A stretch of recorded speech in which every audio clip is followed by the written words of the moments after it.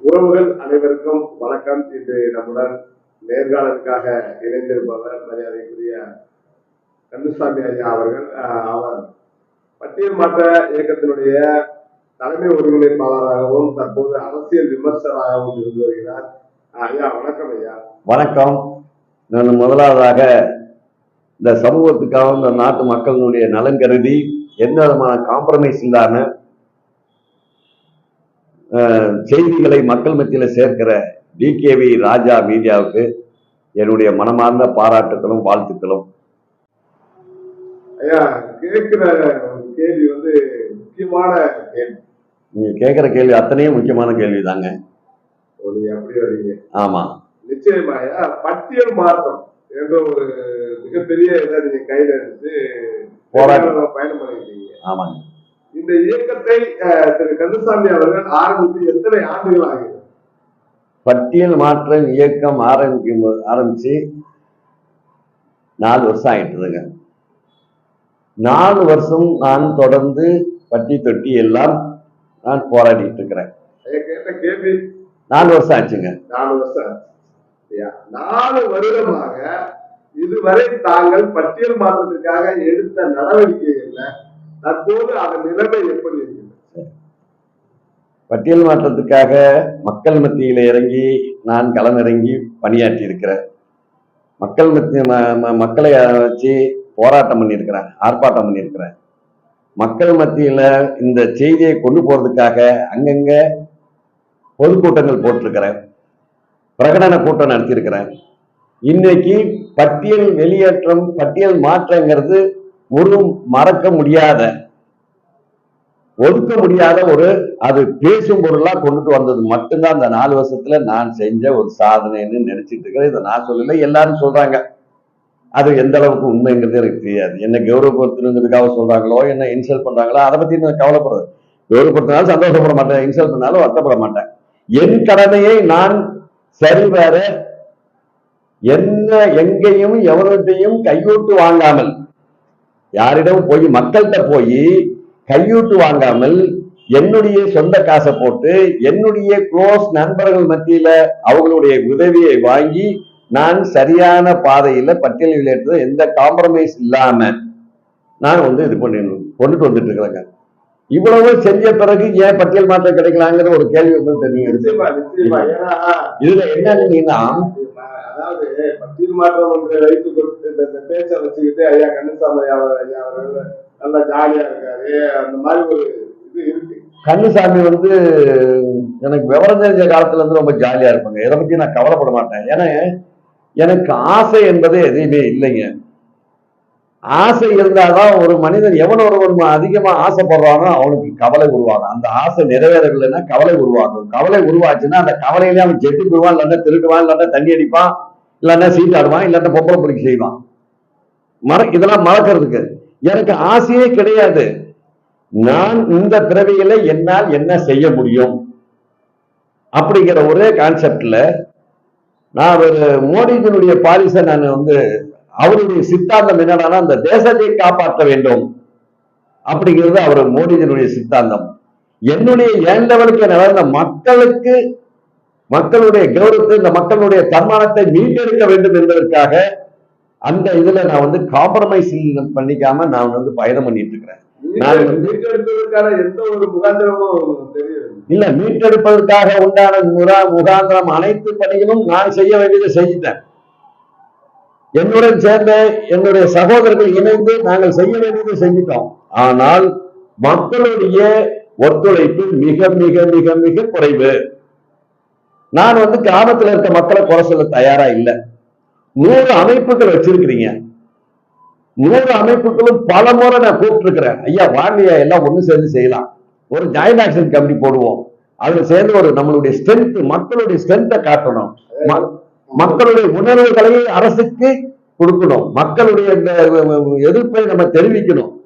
அதுக்காக எல்லாத்தையும் கூட்டு பார்த்த கேட்கல. இப்ப நான் கடைசியா தற்போதைய பட்டியல் மாற்ற நடவடிக்கை என்ன, அடுத்த கட்ட நடவடிக்கை என்ன?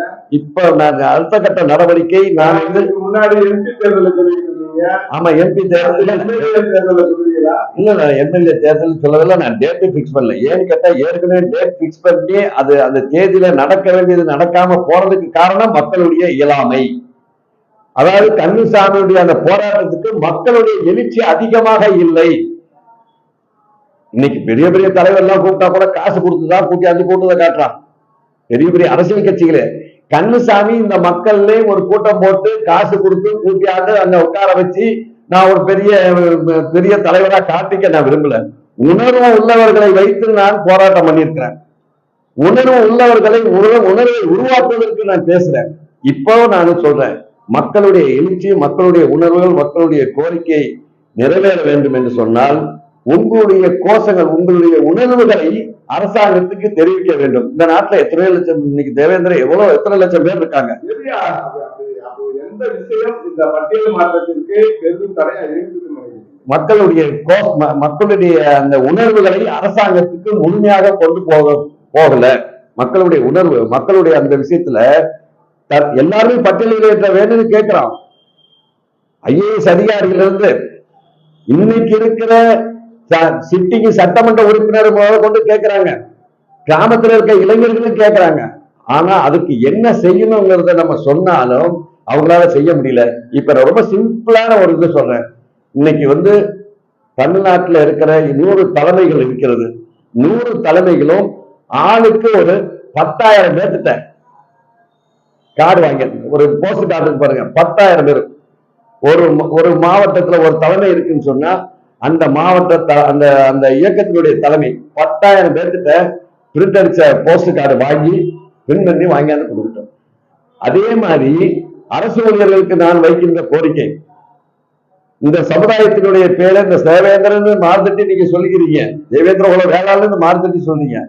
இன்னைக்கு எவ்வளவு டெக்னாலஜி எவ்வளவு வளர்ந்து போச்சு. ஒரு அரசு ஊழியர் ஒரு 10 ரூபாய் செலவு பண்ணி ஒரு மெயில் அனுப்புறதுல ஒன்னும் ஆயிட போறது கிடையாது. அந்த மெயில் அனுப்புறதுக்கு கூட ஒரு 10,000 பேர் ஒரு மெயில் அனுப்பிச்சா கூட இந்த அரசாங்கம் அட் ஏ டைம்ல இந்த கோரிக்கை இப்படி வருது அப்படின்னா அரசாங்கம் கவனத்துக்கு எடுத்துக்குவாங்க. ஆனா இவங்க அதை செய்யறதுக்கு தயாரா இல்ல. அதை செய்து நாளைக்கு செஞ்சா கூட அதுக்கு இம்மீடியட்லி எஃபெக்ட் இருக்கும். ஆனால் இதையும் தாண்டி நான் தார்மீக பொறுப்பேற்று இந்த பட்டியல் வெளியேற்றத்தை எப்படி வென்றெடுக்கணுங்கிறதுக்காக உண்டான காய்களை நான் நகர்த்தி கொண்டு இருக்கிறேங்க. ஆனா என்னுடைய இளைஞர்களிடம் சரி, குறிப்பா அரசு அதிகாரிகள்கிட்டையும் சமூக அமைப்புகள்கிட்டையும் நான் வைக்கின்ற கோரிக்கை என்னன்னா, சமூக அமைப்புகள் ஒவ்வொரு அமைப்புகளும் ஒவ்வொரு கிராமங்களுக்கு போய் 5,000 10,000 2,000 ஒரு கார்டை வாங்கி பிரிண்ட் பண்ணிட்டு அந்த கார்டுல மோடிஜி போட சொல்லுங்க, பிரதம மந்திரிக்கு ஒரு லெட்டர் அனுப்ப சொல்லுங்க.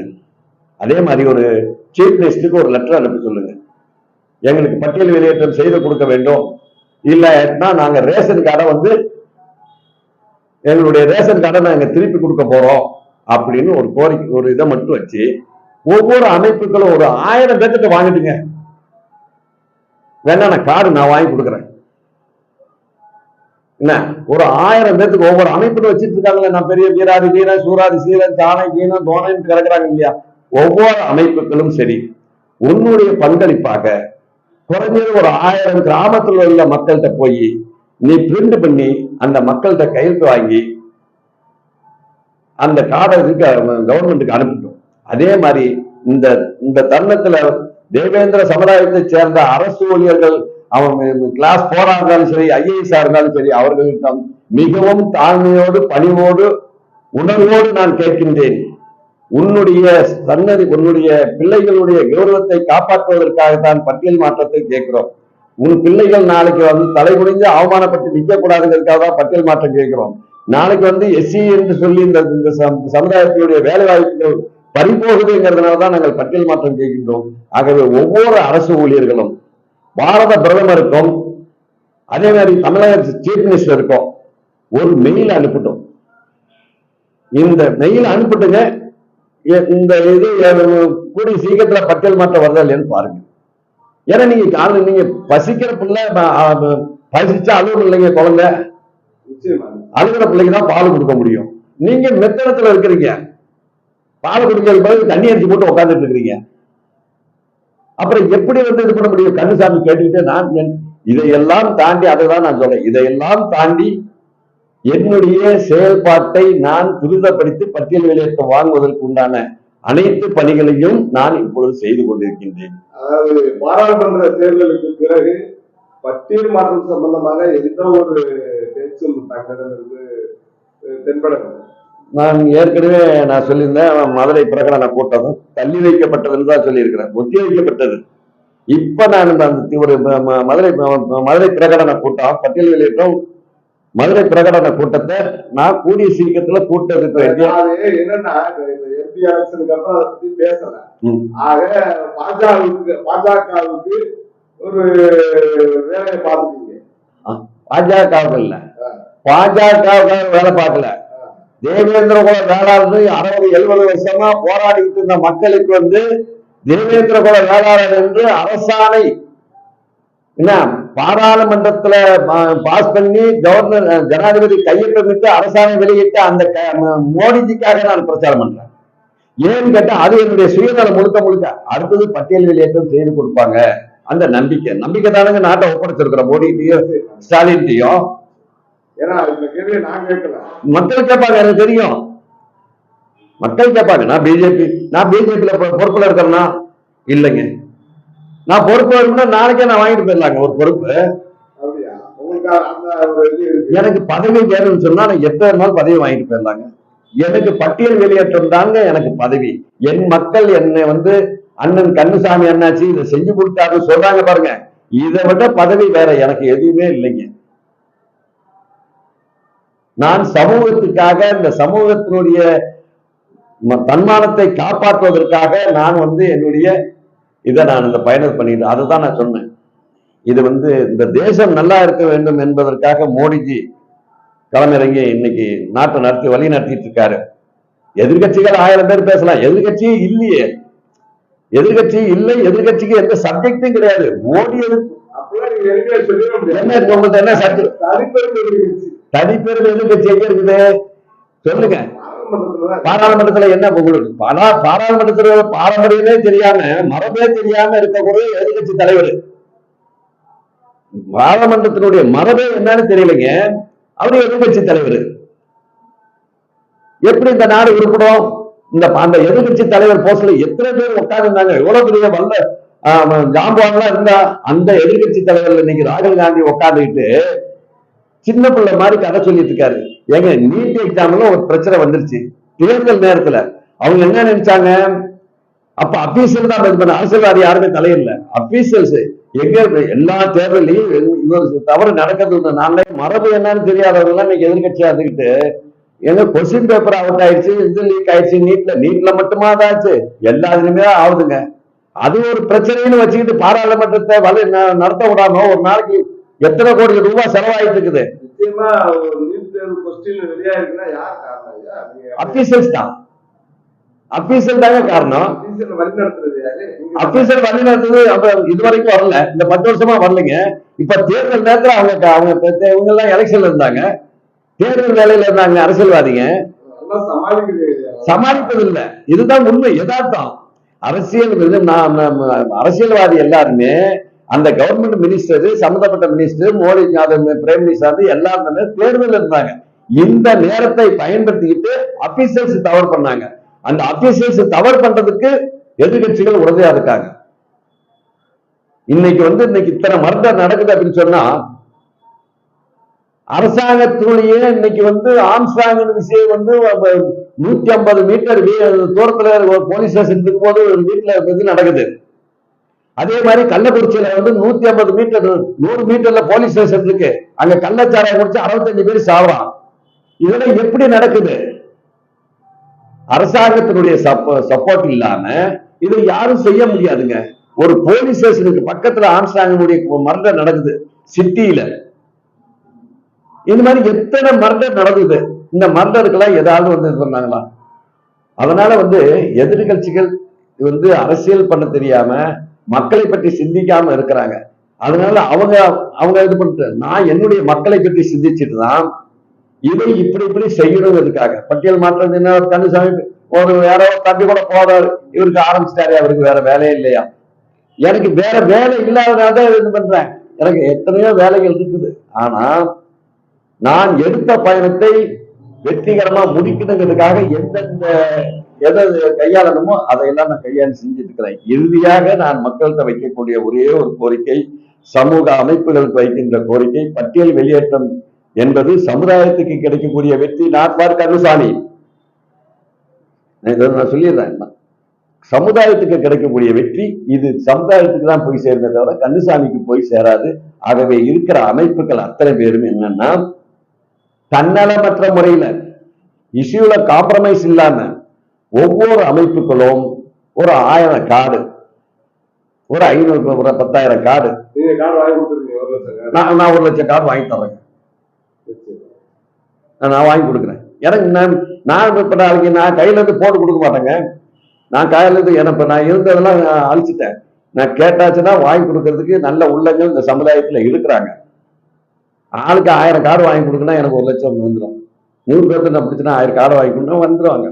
அது என்னால முடிஞ்சதை வச்சுக்க. அதனால நான் பட்டியல் வெளியேற்றத்தை பயணம் சிறப்பாக தொடர்ந்து போயிட்டே இருக்குது. கவர்மெண்ட் இன்னும் ஒரு 3 மாசம் ஆகும். ஏன்னா அவங்க கவர்மெண்ட் செட்டேட் ஆகிற வரைக்கும் நான் இந்த கோரிக்கையை அங்க கொண்டு போக முடியாது. அதுக்குண்டான பேப்பர் வேலையெல்லாம் யாரை பார்க்கணும், என்ன செய்யணுங்கிறத, ஏன்னா மக்கள் மத்தியில இது பண்ணியாச்சு, போராட்டம் பண்ணியாச்சு, என்ன பண்ணியாச்சு, இனி பேப்பர் ஒர்க்கை பார்க்குறேன். அதனால கொஞ்சம் சைலண்டா. ஏன்னு கேட்டீங்கன்னா, நான் ஒரு அடி என்னன்னா 4 அடி கீழே இழுக்கிறதுக்கு என்னுடைய சமுதாயத்தை சேர்ந்த என் தம்பிங்கெல்லாம் நிறைய இருக்கானுங்க. என்ன அதனால என்னன்னா, இதையெல்லாம் நான் பார்த்து சில விஷயங்களை நான் சைலண்டா செஞ்சிட்டு இருக்கிறேன். இந்த நேரத்தில் இறுதியாக பட்டியல் வெளியேற்றம் வேண்டும் என்ற விருப்பம் உள்ளவர்கள், நீங்க உங்களுடைய உணர்வுகளை 10 பைசா கார்டுல நீங்க மோடிஜிக்கும் மாண்புமிகு சீஃப் மினிஸ்டர் மு.க. ஸ்டாலின் அவர்களுக்கும் ஒரு கடிதம் போடணும். அரசு ஊழியர்களை மீண்டும் கரங்கூப்பி நான் கேட்டுக்கொள்வது, இந்த சமுதாயத்தினுடைய தன்மானத்தை காப்பதற்காக, உங்களுடைய குழந்தைகளுடைய எதிர்காலம் தன்மானத்தோடு வாழ வேண்டும் என்பதற்காக ஒவ்வொரு அரசு ஊழியர்களும் மோடிஜி அவர்களுக்கும் மு.க. ஸ்டாலின் அவர்களுக்கும் மெயில் அனுப்பணும். இது என்னுடைய கோரிக்கை. இதை செய்யட்டும், பட்டியல் வெளியேற்றம் வந்துடும்.